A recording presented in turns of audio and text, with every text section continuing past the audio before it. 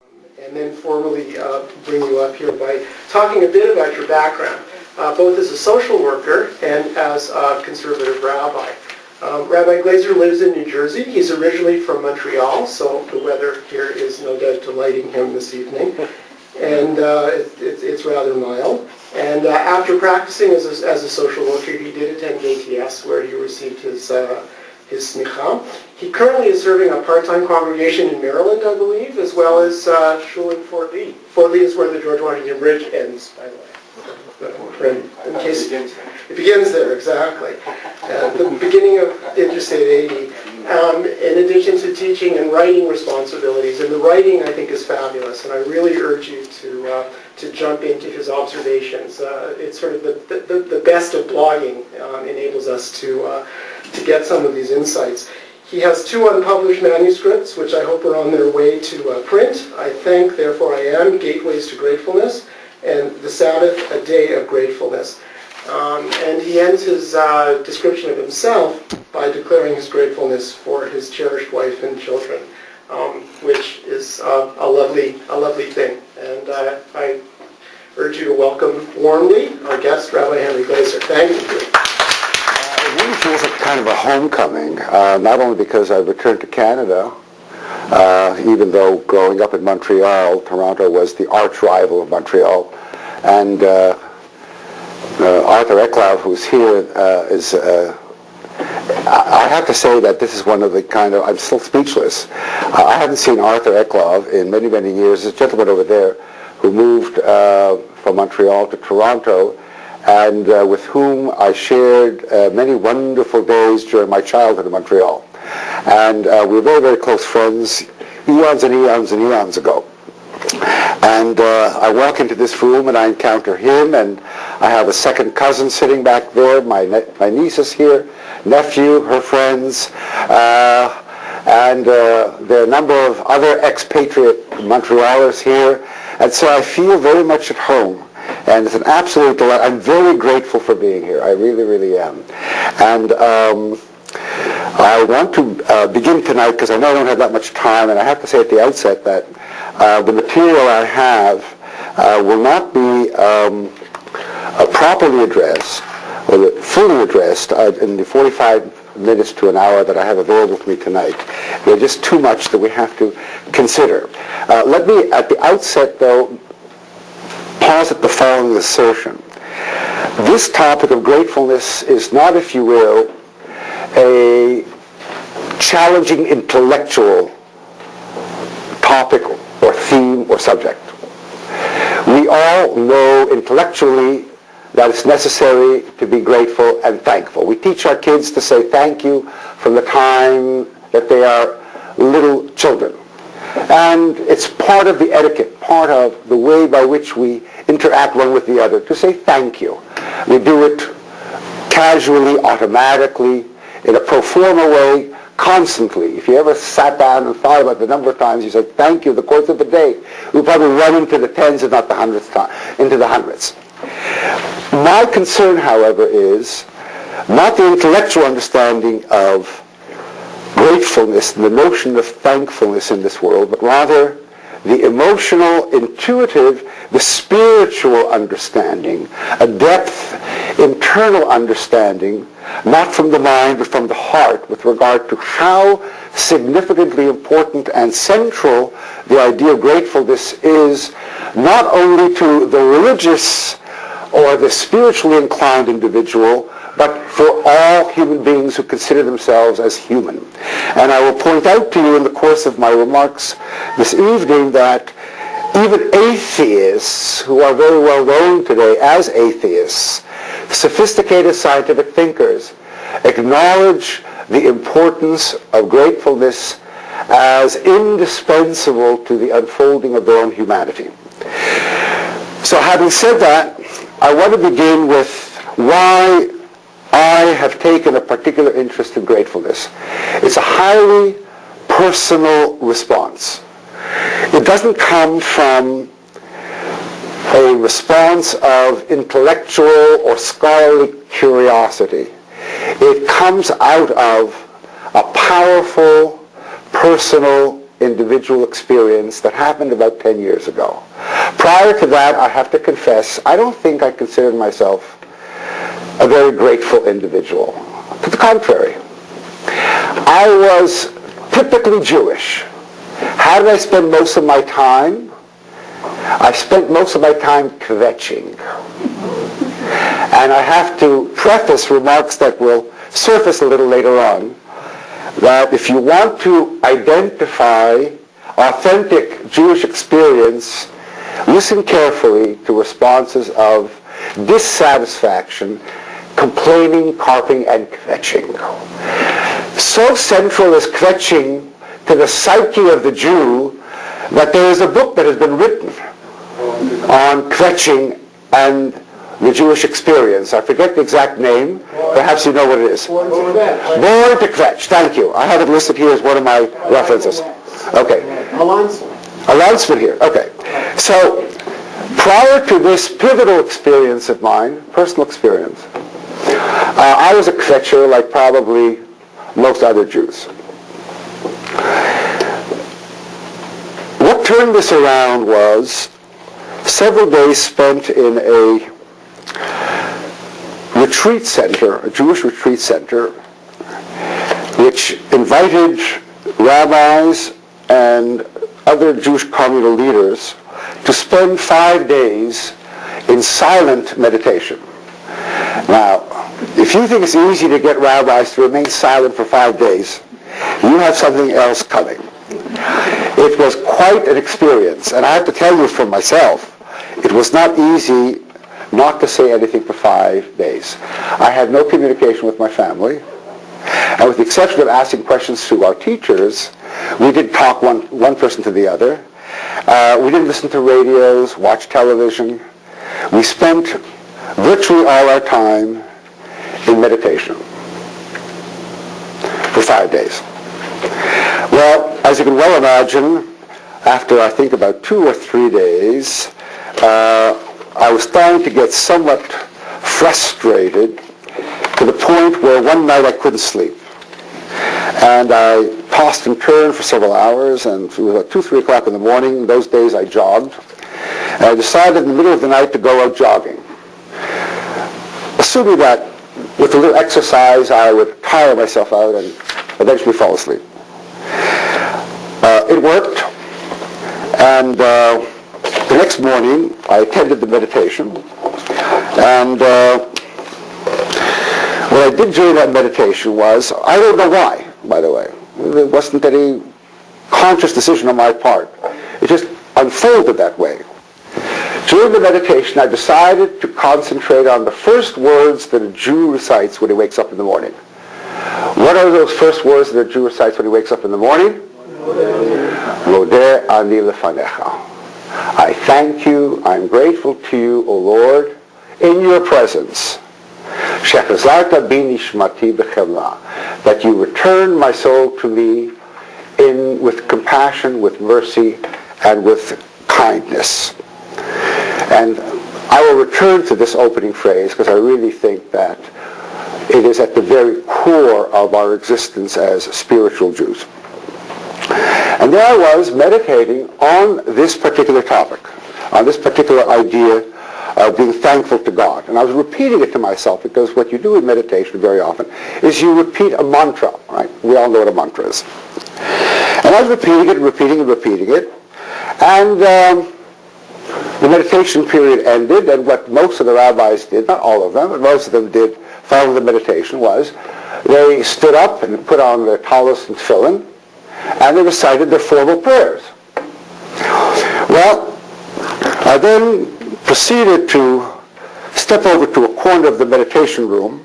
I placed the talit over my head, not just over my shoulders, but over my head. I draped myself in the talit, and what happened to my water? That's over there. I'll have to pour myself another one. And as I stood there with the talit draped over my head, I suddenly again, beyond my control, I was suddenly gripped by a torrent of uncontrollable sobbing. It's almost as if the floodgates that had dammed up my heart had suddenly burst open, and I could not stop from the heaving of the eruption of tears and feelings that seemed to have come from the deepest place within me. And I continued to weep for I don't know how many minutes, uncontrollably. Couldn't stop it. Finally, I calmed down a little bit, and I discovered again it had nothing to do with my decision, nothing to do with my control. It's just something that happened to me. It's almost as if a hand came down from somewhere and directed me to respond this way. And I found myself repeating over and over again, perhaps because of the fact that I had meditated on this particular verse or passage, saying, Modeh ani lefanecha, Modeh ani lefanecha. I just kind of reiterated, it became a mantra, but a mantra that was literally encompassed by tears. Through the heaving and the sobbing, I recited these words. There was nothing specific I was grateful for. Nothing particular happened in my life that I didn't. I didn't win the lottery. My children didn't, find extraordinary mates to marry. They didn't walk away with great accolades, academic accolades. None of these things happened. Nothing specific. It was just this generalized sense of feeling grateful. And what I felt, it was extremely profound, simply for being alive, simply for finally having my heart open and receptive to that experience of being alive, to be receptive to the fullness of life. At that particular moment, again, it had no specific definition. And together with that, there was this consciousness of being grateful to someone or something for how I felt at that time. In other words, I said thank you. Absent-mindedly. Thank you, thank you, thank you, thank you. I didn't envision a God with a long beard. I didn't envision some kind of superior power or force. It was almost as if the entire universe had given me something and I had no choice, no alternative but to respond spontaneously with an outpouring of thank you, universe, for just being. It was a very powerful experience. It lasted whatever number of minutes. And from that moment on, I think my spiritual and religious life had taken a very significant turn in its unfolding. Now remember, this happened about between 5 and 10 years ago. I'm 68 years old, not 60, Arthur. 68 years old. Halavai, I was 60 again, but 60 will never come back again, which is another reason why we have to be grateful for every moment. But we'll talk about that a little later on. 68 years old, I've been in the rabbinate for over 40 years, served on a variety of pulpits, had a whole series of different kinds of experiences, and suddenly this happened. I've studied texts, I've thought endlessly about the meaning of life, about what God is, how to live my life, what does Judaism have to say authentically. I took a DHL in philosophy and Jewish philosophy. I went to social work school. I did a whole series of self-exploratory kinds of activities so as to finally understand what the meaning of life is all about. Why am I alive? Why am I here? What is its meaning? I think those few moments of profound recognition of how grateful I am for simply being alive represented some kind of arriving at a destination in my spiritual journey. And I've always been very curious about not so much scientific things, but about spiritual. I don't know why, spiritual things. Judaism was always very important to me. And I decided, as Arthur probably remembers, I decided to become a rabbi for some strange reason when I was about 12 years old. It's awfully young to decide to be a rabbi. if I only knew then what I know now. I'm not sure I come to the same conclusion, but I don't want to elaborate on that particular point. The only thing I'm saying basically indirectly is have Rachmanis on your rabbis. It's a tough job. But I've always been inclined to think about certain things philosophically and religiously. I don't know why. Maybe it's part of my genetic structure. I still remember very fondly my grandfather, my Zaidi, who was a very, very special man in my life. And maybe he influenced me to the point where I wasn't aware of it. Remember, when you're 10, 12 years old, influences touch you that you're not aware of, you're not conscious of. In any event, this was a turning point. And since that time, I have proceeded to explore and investigate this question of gratefulness. I've brought it to the attention of other rabbis. I've come here tonight. I started a website dealing exclusively with gratefulness and its connection to all facets of life. I've written 2 manuscripts, and I think constantly about it. I sit in the car, ladies and gentlemen, and when I'm stuck in traffic, and I start muttering to myself angrily about being stuck in traffic, I consciously and deliberately engage myself in some kind of consideration of why I should be grateful at that moment. And you know what? I discover reasons for being grateful, and it has an incredible impact on my agitation and irritation at that moment. So it has some very useful and positive psychological results as well, which I'll likewise touch upon.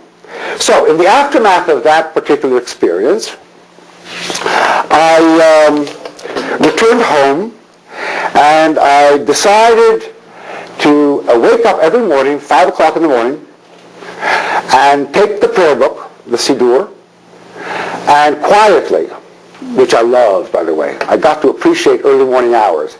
You know, most of us like to stay up late, especially when we're in colleges and universities. And that becomes a very bad habit, and we end up sleeping late if we can. I discovered the beauty of early morning hours, and I sat there with the Siddur, not praying, but meditating on the words. And I reviewed virtually every page of the Siddur, searching for reflections and expressions of gratefulness in the prayer book. And lo and behold, ladies and gentlemen, I came to the conclusion that the very heart and soul of the prayer experience for the Jewish people is the notion of gratefulness. You remove gratefulness from prayer, you have eviscerated prayer entirely, you have removed the very soul of prayer, and there will be nothing left except a lot of words that most of us probably don't even understand. Even in petitions is gratefulness. At the very core, the very center of the whole worship experience is gratefulness.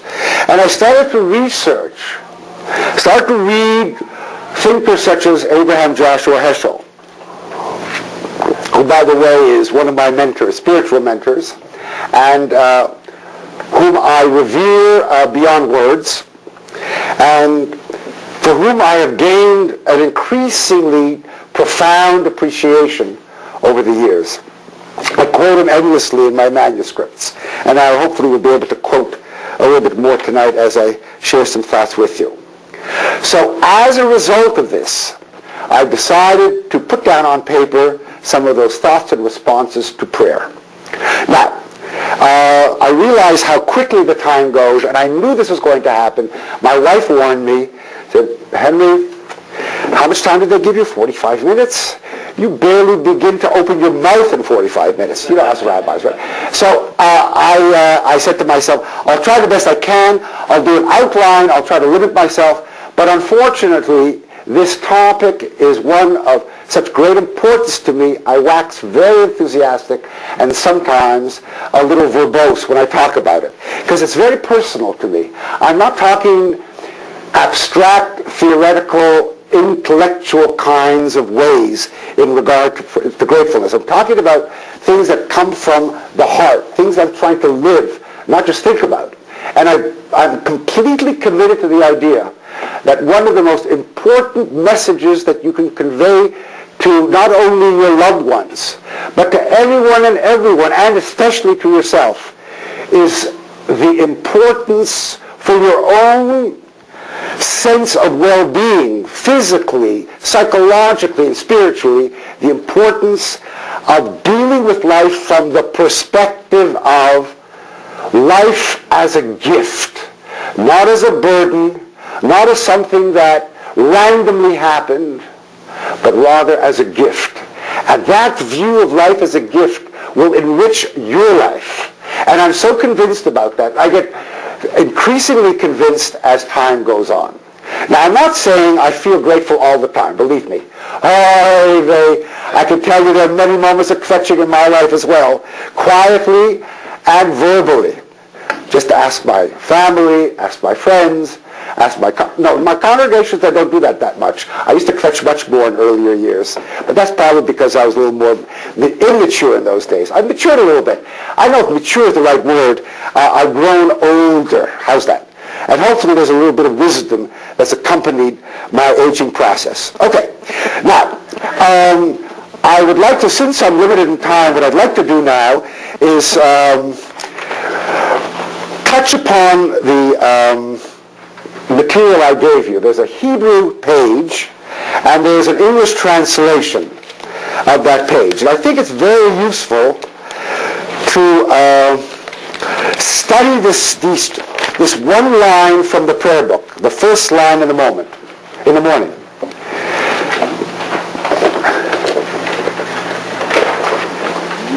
Now, those of you who know Hebrew, you can follow the Hebrew. Otherwise, the English translation is on the second page.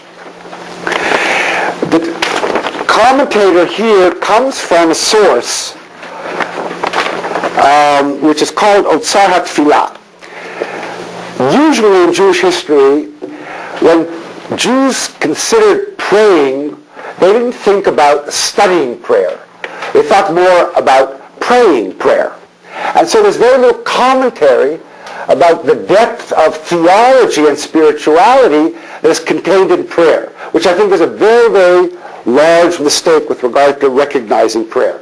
Prayer should be studied, not from a scholarly point of view necessarily, that's important, or a historical point of view. When did this prayer begin? How did it change? Who's responsible for composing it? These are important questions. More importantly to me, however, is what is this prayer trying to say?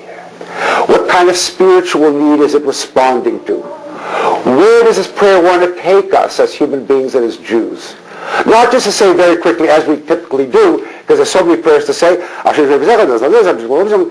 familiar with that kind of pace of prayer, right? To me, that kind of prayer at this point is so disconcerting that what I do with myself is, if someone wants to go fast, let them go fast. I found a verse here that speaks to me. I'm going to dwell on this verse and let the congregation pray by itself, independent of my participation or involvement. Now, I can do that because I have enough familiarity with the prayer to be able to adjust myself from my own individual response to the response of the congregation.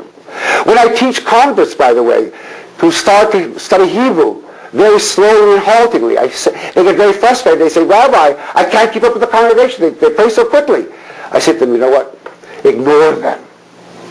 Ignore them for an hour and read slowly at least one paragraph, correctly and carefully and with an open mind and open heart. I've come to the conclusion that more is less and less is more when it comes to praying gratefully. Now, when I say the prayer Moda Ani Lefanecha, which by the way I want to discuss a little bit at length because I think that it's for anybody who has children or grandchildren, young ones, I think it could be such a powerful, powerful message of love and beauty to these children that it's almost indispensable. Let me share, though, before I get to that, let me share with you the interpretation of why this prayer is so important. You wake up in the morning, you're half asleep. Most people, when they wake up in the morning half asleep, how do they feel? I don't want to wax too personal. I want to ask you, Rabbi Tanova, how do you feel when you wake up? I won't ask you that question. I don't want to put you on the spot. It's not fair. But I would venture to say that most of us wake up in the morning groggy, kvetchy. I want to stay in bed longer. I want to stay in bed, Mommy. I don't want to get out of bed. I don't want to go to school, Mommy. Let me go to sleep for another hour, Mommy. I don't feel well, Mommy. There's this whole psychology of resistance, unhappiness, and negativity. There are a few fortunate individuals who wake up in the morning chipper and ready to go, right? Ready to take on the whole world. I envy them profoundly. And I'm not ashamed of my envy and jealousy. Most of us, however, do not do that. So Judaism comes along and makes the following very, very realistic and concrete recommendation. When you wake up in the morning, no matter how you feel, no matter how resistant you are, no matter how unhappy you are, no matter how angry you are, no matter how depressed you are, I have a few words to give you that I'd like you to recite. And do it every morning. And then you do it mechanically at the beginning, but perhaps over time, the mechanics will find their way into your mind and from your mind to your heart. Say in the morning, open your eyes and just pause for a second and say, Modeh ani lefanecha. God, I can open my eyes. I'm breathing. You touch the parts of your body to make sure you're still there. Now, it seems somewhat humorous for me to say that, but very serious recommendation that you realize with the fullest awareness, and it's the awareness that's critical here. It's an internal awareness, it's an intuitive awareness, that you have been given another day of life. I need not reiterate the number of people who don't wake up in the morning. God only knows, we've heard many, many such illustrations. I don't want to dwell on that. I don't want to make anybody dejected today. But you wake up in the morning, you say, Modeh lefanecha. Before you, God, I am thankful. Because to whom do I owe this? How come I am alive? Did you ever ask yourself, how come you're alive? How did it happen? There is, again, a little bit of a digression, but this is going to happen because I'm trying to squeeze in as much as I possibly can. Richard Dawkins. Anybody know the name Richard Dawkins? Anybody? Yes. Who is he? Who's Richard Dawkins?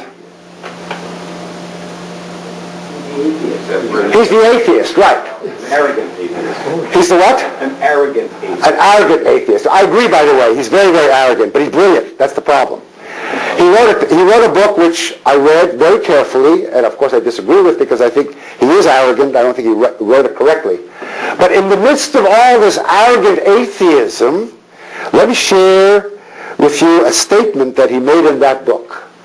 And when I read that statement, I said to myself, this man did perceive something of a great importance religiously. Not formally religiously, but religiously. And this is what he said.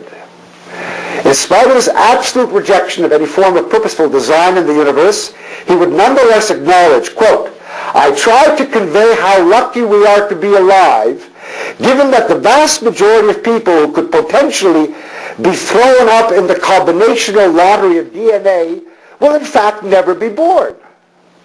We are staggeringly lucky to find ourselves in the spotlight. However brief our time in the sun, if we waste a second of it or complain that it is dull or barren or boring, couldn't this be seen as a callous insult to those trillions who will never even been offered life in the first place?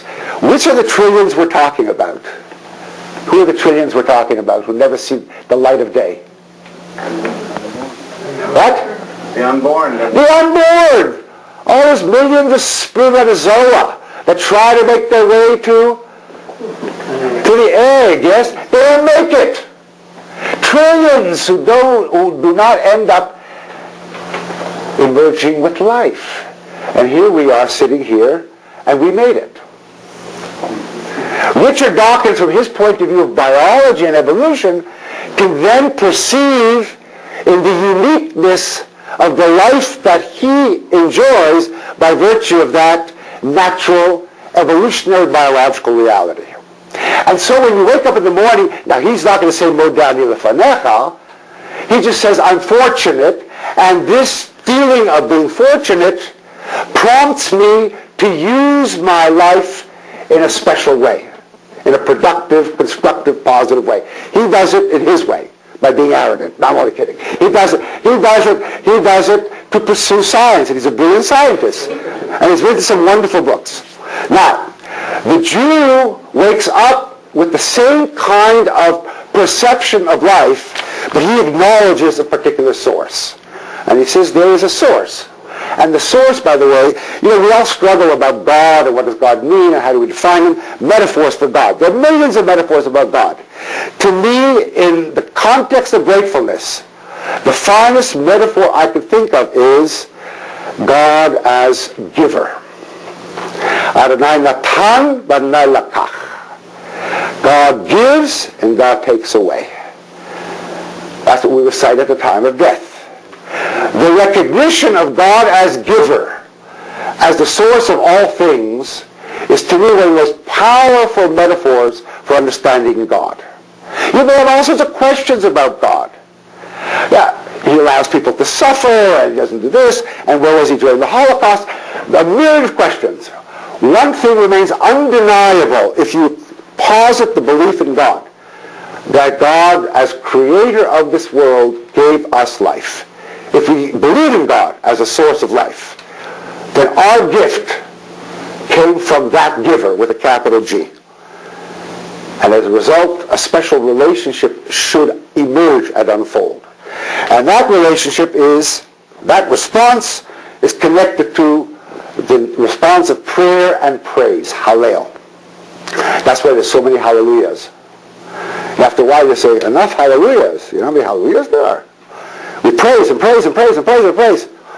Like a cousin of mine said, very, very bright and sophisticated man, but also somewhat cynical and skeptical.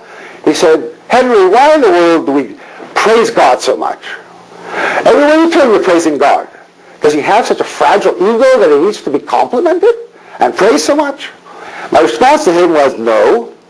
God endures our praise because he wants us to learn the meaning of praising. He doesn't need to praise. We need to praise. Because it is through praise that we arrive at the understanding of being grateful. So when you wake up in the morning, basically you're saying thank you to someone, to something. And what are you thanking them for? For life. I'm grateful for restoring my soul to me.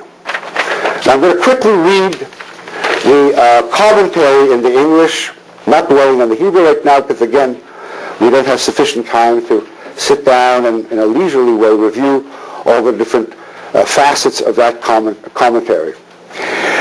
The Eitz Yosef, as one of the commentators says, let's look at the second page with the English translation. Let him give thanks for the restoration of his soul with great joy.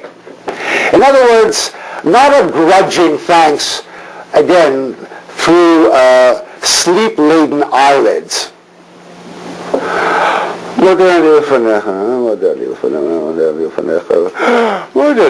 That's not the kind of thanks we're talking about. As far as Eitz Yosef is concerned, you wake up in the morning, you close your eyes, say, that's fantastic, I'm alive. B'simcha atzuma is the Hebrew phrase. With great joy. How could you not be joyful for waking up in the morning again?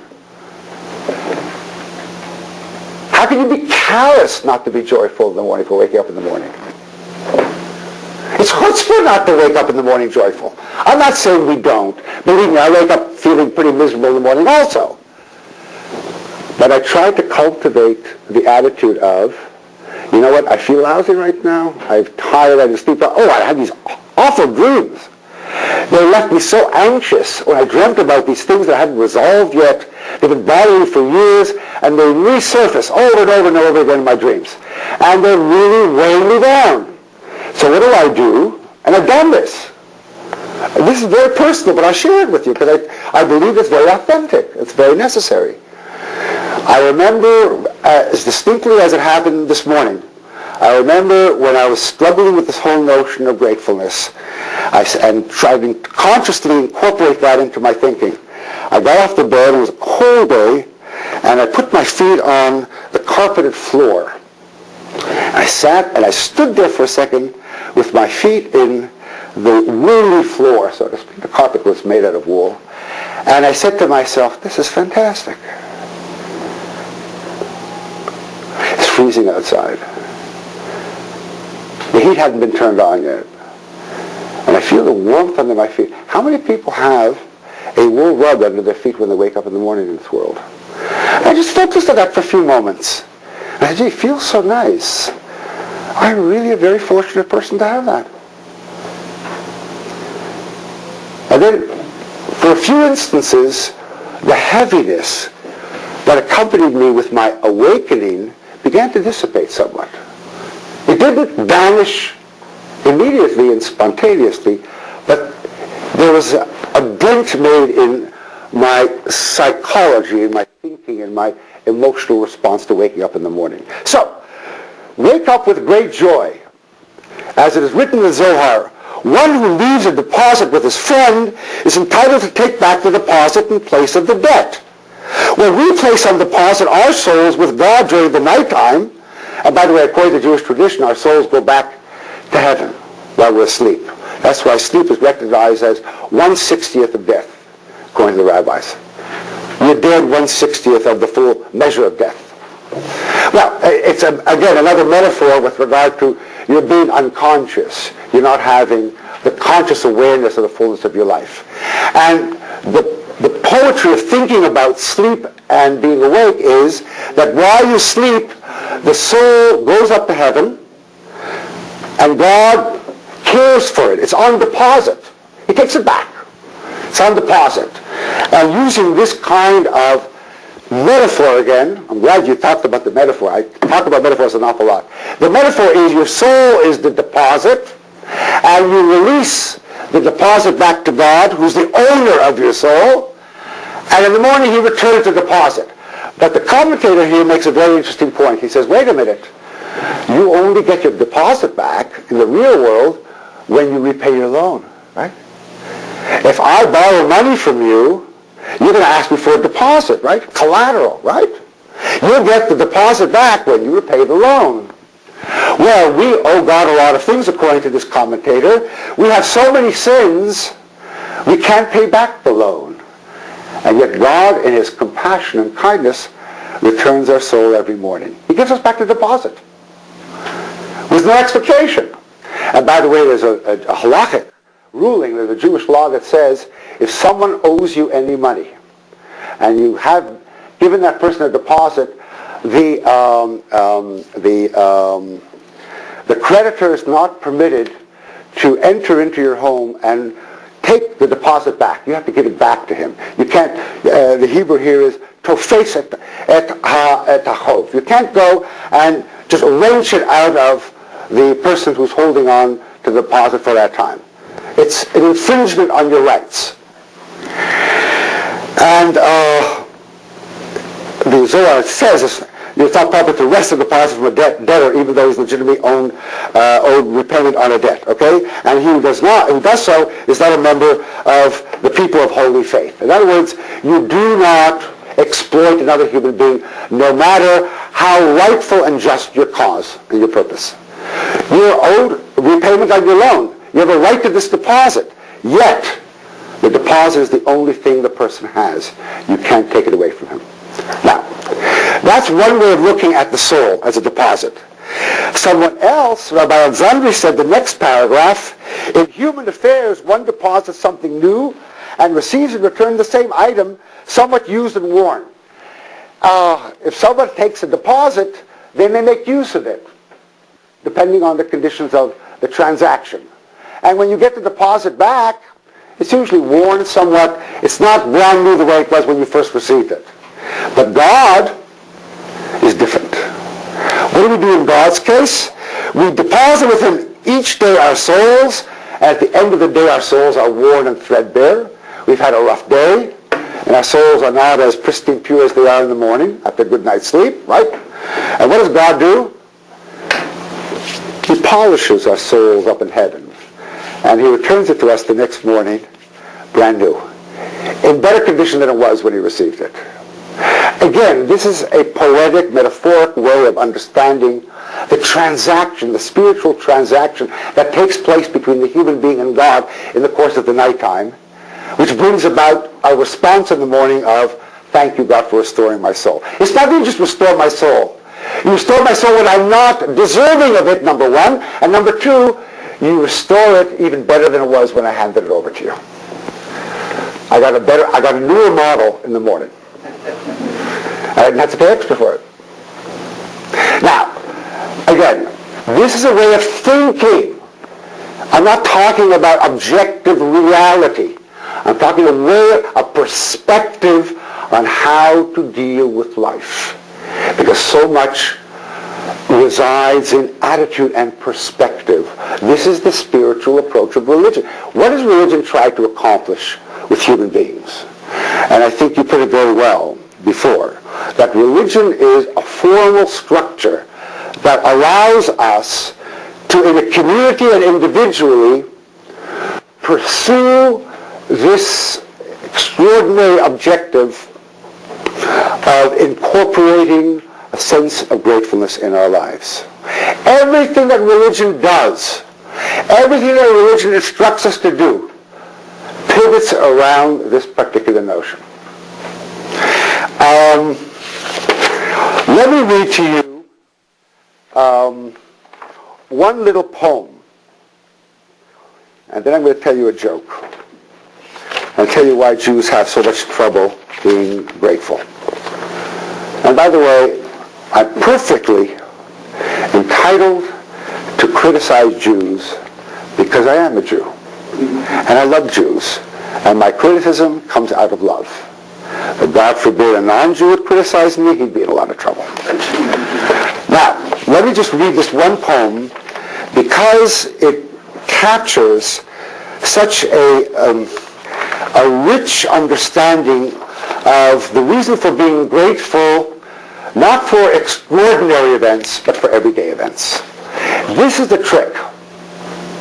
You win the lottery, how could you not be grateful? I mean, you really have to be far, far, other than a lot of people who succeed in an extraordinary way. You ask them, are you grateful for it? No, I deserve it, or that's the way life is. But to be grateful for simply getting through a day, that is the mark of an extraordinarily spiritual human being. There's one poet who I'm particularly fond of, and her name is Anne Sexton. And let me read her poem very quickly. There is joy in all, in the hair I brush each morning, in the cannon towel newly washed, that I rub my body with each morning, in the chapel of eggs I cook each morning, in the outcry from the kettle that heats my coffee each morning, in the spoon and the chair that cry, hello there, Anne, each morning, in the Godhead of the table that I set my silver plate, cup upon each morning. All this is God. Right here in my pea green house each morning. And I mean, you'll often forget to give thanks. To faint down by the kitchen table in a prayer of rejoicing as the holy birds at the kitchen window peck into their marriage of seeds. So while I think of it, let me paint a thank you on my palm for this, God. This laughter of the morning, lest it go unspoken. The joy that isn't shared, I've heard, dies young. Rabbi, could I interrupt and just ask you, did she not commit suicide? Anne Sexton, did she not take her own life? I think she did, yes. Even with a poem like that? That's right. I'm glad you raised that question. I've reached a point in my life where the last thing in the world I try to do is judge anyone.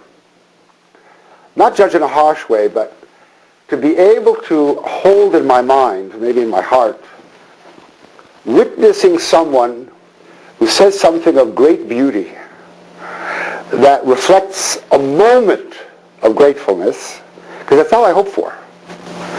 And then the next week to recognize that she couldn't hold on to this precious moment, and she surrendered to the despair that engulfed her, and she took her life. One does not negate the other. This is the reality of life. Don't expect necessarily continuity and consistency. Life doesn't work that way. What you can do is you cultivate, you work towards. And so I didn't talk to you, we don't have time. If you invite me back again, maybe I'll do this. But I'd love to come back because so far I'm really enjoying this. The whole notion of gratefulness and grief. What's the relationship between gratefulness and evil? And I have several chapters in my manuscript about that. I've thought a great deal about it. The gratefulness does not remove the evil. It does not erase evil. What it does is it gives us a perspective with which we can cope with it and transcend it.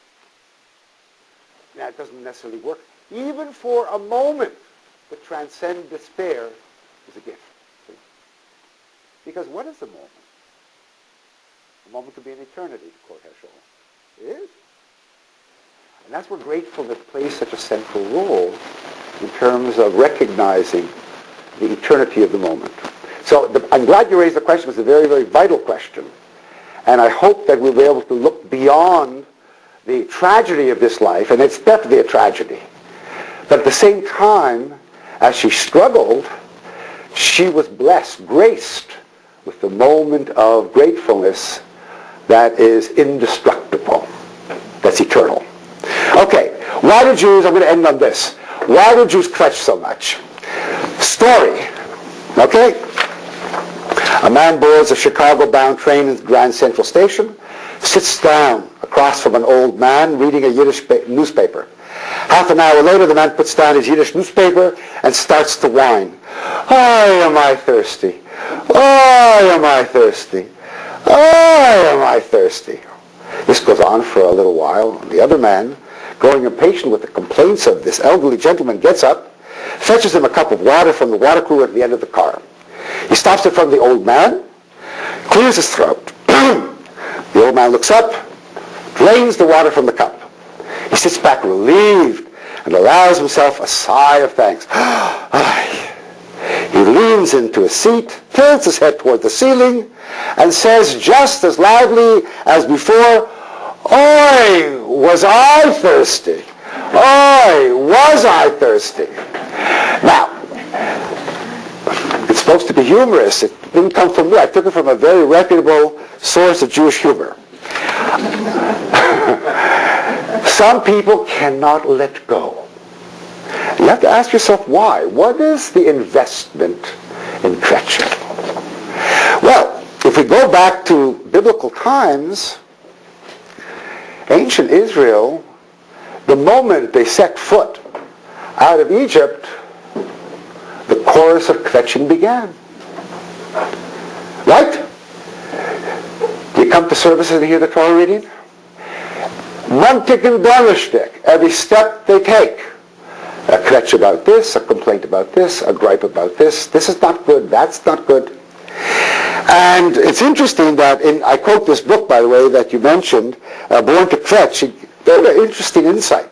He says, kvetching becomes a way of exercising some small measure of control over an otherwise hostile environment. It's an interesting psychological insight.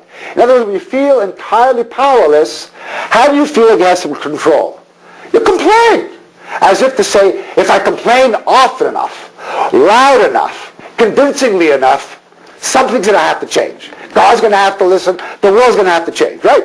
So kvetching carries with it this kind of powerful communication.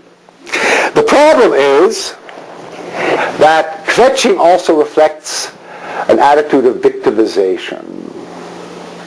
Oh, poor me, I'm a victim. And the only thing I can do is kvetch. And I want to let the world know that I'm a victim. And how do I do that? By kvetching even more or even more loudly. And after a while, a sense of specialness starts to become attached to one's posture of victimization. Why am I important? Why do I have this special self-esteem? Because I'm such a victim. And And very often people who have been objectively and unfortunately and tragically victimized, it's not that they called it upon themselves, they were in fact real objects, genuine objects of other people's hate, like the Jews. Very often what happens sadly is that we start to unconsciously transform that position of victimhood into almost a national characteristic of great pride and uniqueness. And that can be very dangerous. It can be dangerous on an individual basis. It can be dangerous on a communal, collective basis. Not long ago, I had a discussion about this topic in my synagogue because I wanted to explore it with other people. I wanted to get a sense of a fuller clarification. I wanted to test some of the ideas I had. And I asked the congregation, why are Jews seemingly ungrateful? Why is it that they cannot be grateful? Why is it that they're always complaining and finding fault with one thing or another? And one fellow raised his hand in the back. I still remember this like yesterday. And he said, Rabbi, I can't feel gratefulness to God. All I can feel is anger. Anger at God for allowing the Holocaust to happen. He was the son of a Holocaust survivor. And all he could feel is his anger. And for a moment, he cannot allow the feeling of gratefulness for whatever he has accomplished, for the survival of his father. The anger is so profound because of being persecuted for so long. Now, we have fixated on our tragedies for a long time, and it's understandable, historically understandable. But Salo Baron, who's the great Jewish historian, made a wonderful point when he said that we have for much too long carried with us the notion of the lachrymose conception of Jewish history. In other words, we think of our history as being a veil of tears. You want to know Jewish history, you want to understand Jewish history, it's tragedy and tears. He says that's been going on too long. A people cannot creatively thrive and survive from this kind of perspective. And what he said basically is, in the same breath, he said that for Jewish history to emerge as a source of inspiration to Jews and to the world at large, it has to be one that is seen as a proud and creative history, one for which the Jewish people should be grateful. And I quote Baron in using that word, grateful. A statement from the Torah, which to me is powerfully revealing and dramatic. There's a long list of punishments that are reiterated in one of the segments of the Torah. And what parsha is it, Rabbi Tannenbaum? Bechukotai. The Tochecha, right? The Tochecha, which is words of admonition directed at the Jewish people. And it talks about the most tragic, the most horrendous kinds of responses that would befall the Jewish people if they behave in a certain way. They will be cursed. I want to share with you one phrase. It's in Deuteronomy also, not only in the Chukotai, but it's also in Deuteronomy 45, which is Kitavo. Okay. All these curses shall befall you. They shall pursue you and overtake you and wipe you out. Now listen to this admonition. I mean, we're thinking about a kind, gentle, compassionate God. These are very harsh words. They shall serve as signs and proofs against you and your offspring for all the time, because you would not serve the Lord your God in joy and gladness over the abundance of everything. What was the sin of ancient Israel? Not that they desecrated the Shabbos, not that they committed idolatry, although all those things are pretty sinful and pretty drastic. But what is the reason for God's wrath, so to speak? the reason for tochecha, for admonition, for recrimination, you did not serve the Lord your God in joy and gladness, i.e., in gratitude, in gratefulness. In other words, what you did when you came to pray every morning is you had your sight directed on what's wrong. And you persisted in reiterating before God, this is wrong and that is wrong, this one's sick and this one doesn't have enough parnasa and I'm not succeeding in this and this one, I had a relationship with and she left me and he left me. All the litany of all the wrongs. Well, one Buddhist monk suggested that, instead of, when you pray in the morning, instead of repeating to God what's wrong, why don't you share with him what is not wrong?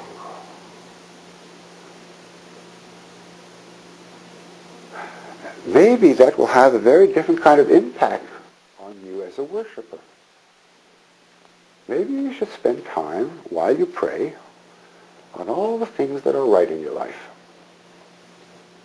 Maybe you should find a way by which you can serve God in joy and gratefulness. Now, this may strike us, being who we are, as somewhat almost un-Jewish, if not anti-Jewish. We're so used to tears, so used to tragedy, so used to suffering, it's almost psychologically impossible for us to readjust our lenses, but the lenses of our hearts, of our spirits, to gain a fresh and different view about life. It's not a new view of life. I didn't invent it. It's not New Age thinking. It doesn't come necessarily from a Buddhist philosophy, although it's very much part of Buddhist thinking.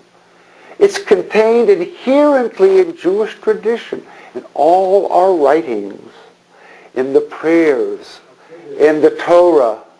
Excuse me? Hasidism, very much so. What did Hasidism do?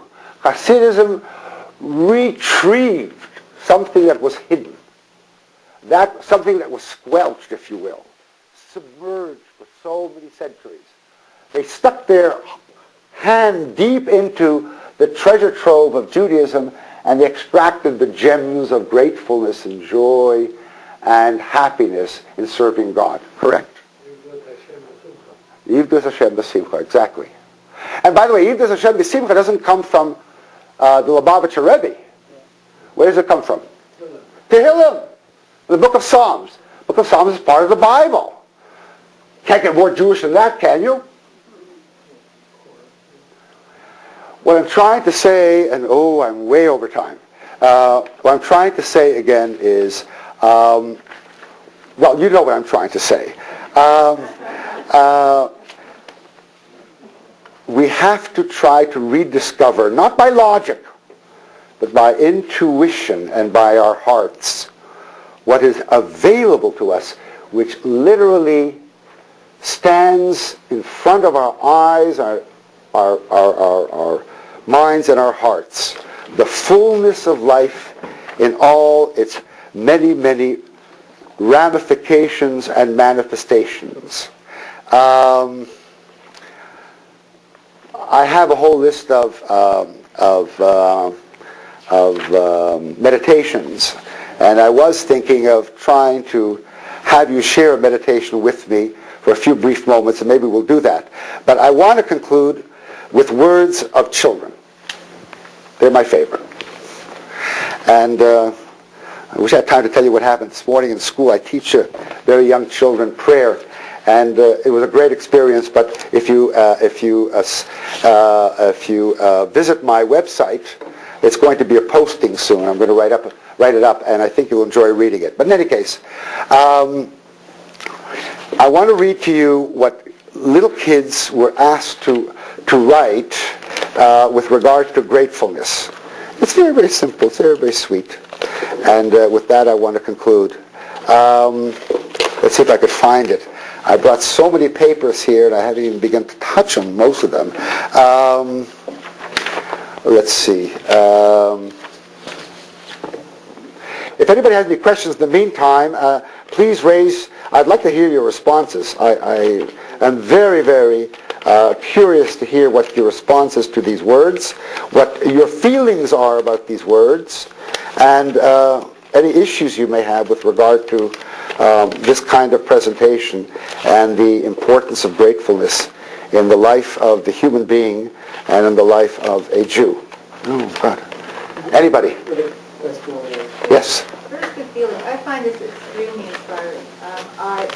Popular literature and so on has been focusing on gratefulness for a long time, but I especially got a lot out of your attaching that to the Jewish tradition and the Jewish life.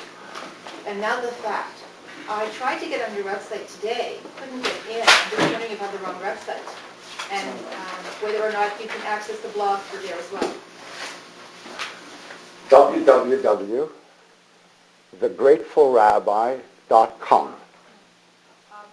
All I got was the people, I guess, who on who the website is based. I can't remember what the name of it was, so I don't know whether my computer. Is it my fault that your computer is Canadian and not American? No, I'm kidding. I'm grateful that I remembered the website. I'm grateful too. I'm very grateful. This is all I can tell you. I don't know how else to direct you with it. Oh, when it comes up, you should see my handsome face. I have. Who do I complain to? Who do I kvetch to? There's a small photograph of me. I'm wearing this orange sweater, and I look very unrabbinic, which is the way I love to look, unrabbinic. And it says my name and the title, and it tells you, to click on the website. You click on the website, and you get the most recent postings, and you have an indication of earlier postings. To date, there are 43 postings. Yeah, I've done 43 postings so far. So excuse me? 43 postings, and each one, the underlying topic is gratefulness, but gratefulness's relationship to a whole variety of things in life. Yeah. No, there's no repeated postings. No, I try not to repeat them. Well, I don't know how to help her. I mean, if there's someone who's more computer-wise than I am. And we'll see. It's an IT problems. I have a computer guru, so I can always call my computer guru and come over and help. Try that. I spelled grateful wrong the first time, by the way. Okay, yes, I'm sorry. Go ahead. Yes. So, we're grateful. A pillar of fire, crossing the sea, all these miracles and events of history, the golden calf. So what happens, we're grateful, for a time, and even in the case of the Shoah, we then become forgetful. Now, as a recent sermon I heard, the rabbi was talking about monogreens. Monogreen is a literary term that was coined over 100 years ago. It's the misuse of a phrase unintentionally, or a word, but it brings about a different meaning. But there's one monogreen that was the conclusion of this sermon. And the monogreen is Israel is real. And that is the one miracle that we cannot forget. We can't forget that Israel is real. Anything else, even the Shoah, if it's forgotten and pushed in the past, everything. But Israel is the one constant in our lives and the life of humanity that can't be forgotten. And therefore? The conclusion of this sermon, your comments on that. The moment you use the notion miracle, then you have to identify that notion with a human response to that perception. How do you respond to the notion of miracle? There's only one way to respond. Gratefully. Gratefully. Yeah, grateful. How?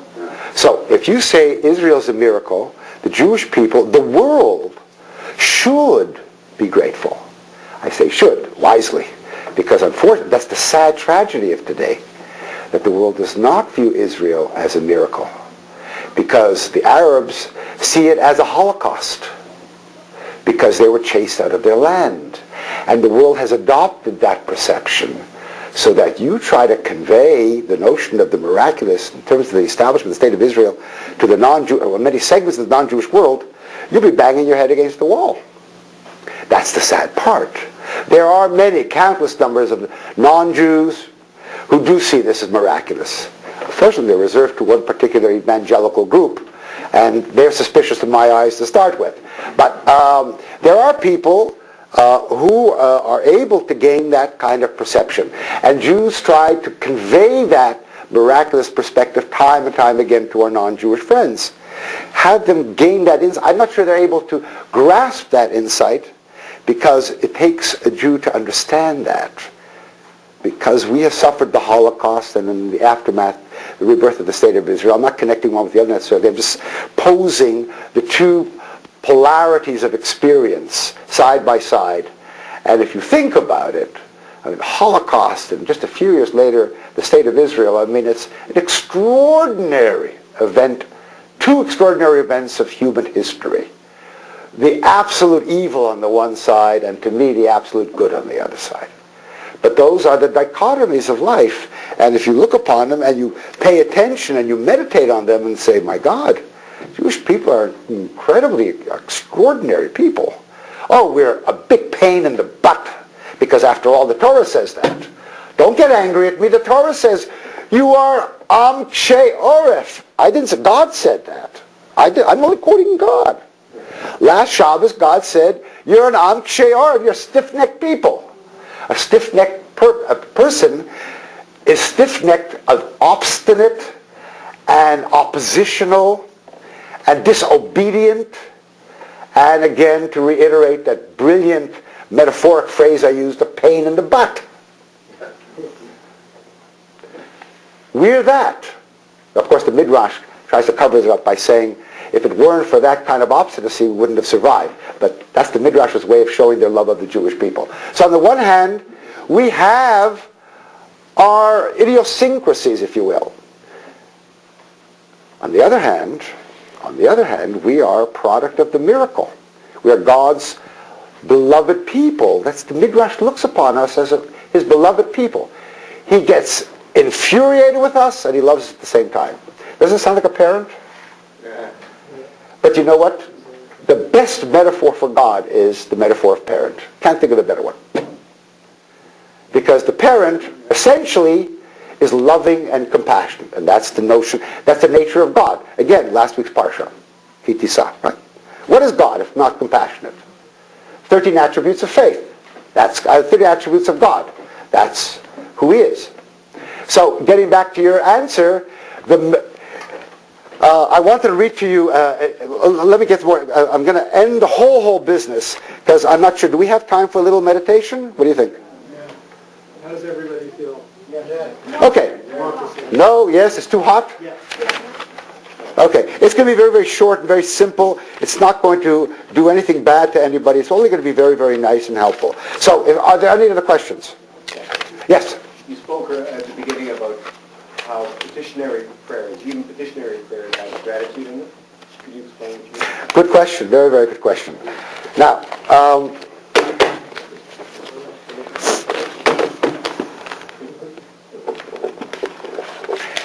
logically, when you ask for something, it means you don't have it.